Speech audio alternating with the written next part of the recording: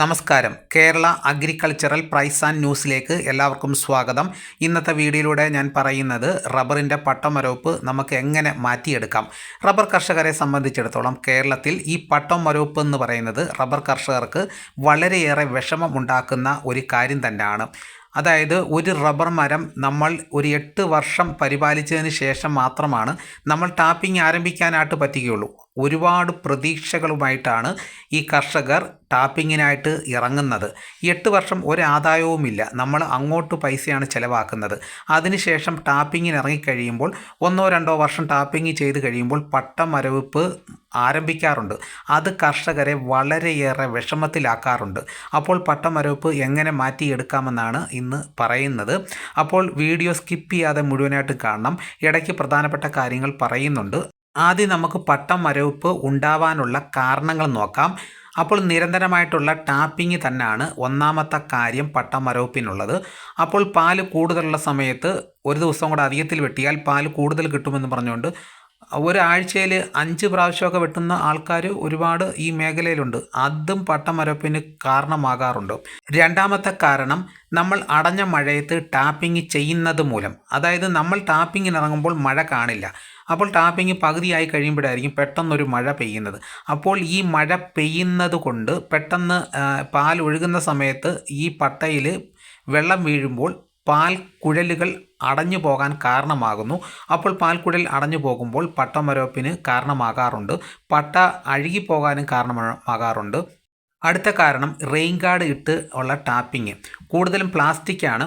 Plastic ഇങ്ങനെ മൂടിക്കിടക്കുമ്പോൾ കാറ്റും വെളിച്ചവും കയറാതെ മൂടിക്കിടന്ന് പട്ട അഴുകിപ്പോകാനുള്ള കാരണമാകാറുണ്ട്. അപ്പോൾ ആ സൈഡിലെ പട്ട അങ്ങനെയും നഷ്ടപ്പെട്ടു പോകാൻ കാരണമാകുന്നു. അടുത്ത കാരണം നമ്മൾ മരുന്ന് തേച്ച് ടാപ്പിംഗ് ചെയ്യുമ്പോൾ മരുന്നിൻ്റെ ഉപയോഗം എന്ന് പറയുന്നത് പാൽ കൂടുതൽ ഇറങ്ങാൻ വേണ്ടിയിട്ടാണ്. അപ്പോൾ ഈ മരുന്ന് തേച്ച് കഴിയുമ്പോൾ റബ്ബർ മരത്തിൽ എവിടെയൊക്കെ പാലുണ്ടോ ആ പാൽ മൊത്തവും പട്ടയിൽ കൂടെ ചിരട്ടയിൽ ഇറങ്ങുകയാണ് ചെയ്യുന്നത്. അപ്പോൾ അങ്ങനെ ചെയ്യുന്നത് പട്ടമരവിപ്പിന് കാരണമാകാറുണ്ട്. അപ്പോൾ പട്ടമരച്ച മരത്തിൽ തേക്കുന്നതിന് കുഴപ്പമില്ല. അപ്പോൾ പാല് കിട്ടിക്കൊണ്ടിരിക്കുന്ന മരത്തിൽ നമ്മൾ മരുന്ന് ഉപയോഗിക്കരുത്. അടുത്ത പട്ടമരവിപ്പിനുള്ള കാരണം അമിതമായിട്ടുള്ള വളപ്രയോഗമാണ്. അപ്പോൾ നമുക്ക് ടാപ്പിംഗ് ചെയ്യുന്ന ഒരു റബ്ബർ മരത്തിന് 900 ഗ്രാം വളമാണ് ഇടേണ്ടത്. അത് 3 പ്രാവശ്യമായിട്ട് ഇട്ട് കൊടുക്കണം. അപ്പോൾ ചിലർ വിചാരിക്കും പാൽ കൂടുതലുള്ള മരത്തിന് ചിലപ്പോൾ 2 കിലോ അങ്ങ് ഇടും, ചിലതിന് പാൽ കുറവുള്ളതിന് പാൽ ഇടത്തുമില്ല. അങ്ങനെയുള്ള അമിതമായിട്ടുള്ള വളപ്രയോഗം ഈ പട്ടമരവിപ്പിന് കാരണമാകാറുണ്ട്. അടുത്ത പട്ടമരവിപ്പിനുള്ള കാരണം നമ്മൾ ടാപ്പിംഗ് ആരംഭിച്ചു കഴിഞ്ഞ് കഴിഞ്ഞാൽ തൂമ്പ ഉപയോഗിച്ച് ചിരണ്ടാൻ പാടില്ല. പന്ന വേരുകൾ മുറിഞ്ഞു പോകാൻ കാരണമാകുന്നു. പന്ന വേരുകൾ ആണ് വളം പിടിച്ചെടുക്കുന്ന വേരുകൾ. അത് നഷ്ടപ്പെട്ടു പോയി കഴിഞ്ഞാൽ റബ്ബർ മരത്തിന് പാൽ ഉൽപ്പാദിപ്പിക്കാനുള്ള ശേഷി കുറയുന്നു. അത് പട്ടമരവിപ്പിന് കാരണമാകുന്നു.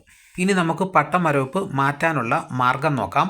അപ്പോൾ ഞാൻ ഈ പറഞ്ഞ കാര്യങ്ങൾ ചെയ്യാതിരിക്കുക. അടുത്ത പട്ടമരവിപ്പ് മാറ്റാനുള്ള രീതി എന്ന് പറയുന്നത് നമ്മൾ 6 മാസം ഒരു സൈഡ് ടാപ്പിംഗ് ചെയ്യുക. അതാണ്ട് ഈ മരം കണ്ടില്ലേ, അടി സൈഡാണ് 6 മാസം ടാപ്പിംഗ് ചെയ്തത്. അപ്പുറത്തെ സൈഡ് മുകൾ ഭാഗം 6 മാസം ടാപ്പിംഗ് ചെയ്യും. അപ്പോൾ മാറിയും തിരിഞ്ഞും ടാപ്പിംഗ് ചെയ്യുമ്പോൾ നമുക്ക് പട്ടമരവിപ്പ് ഇല്ലാതാകും. എങ്ങനെയാണെന്ന് വ്യക്തമായി പറഞ്ഞു തരാം. നമ്മൾ ഒരു സൈഡ് ടാപ്പിംഗ് ചെയ്തുകൊണ്ടിരിക്കുമ്പോൾ ആ സൈഡ് നമ്മൾ മരച്ചു പോയി കഴിയുമ്പോൾ ഇപ്പുറത്തെ സൈഡ് ടാപ്പിംഗ് ചെയ്യുമ്പോൾ നല്ല പാല് കിട്ടാറില്ലേ.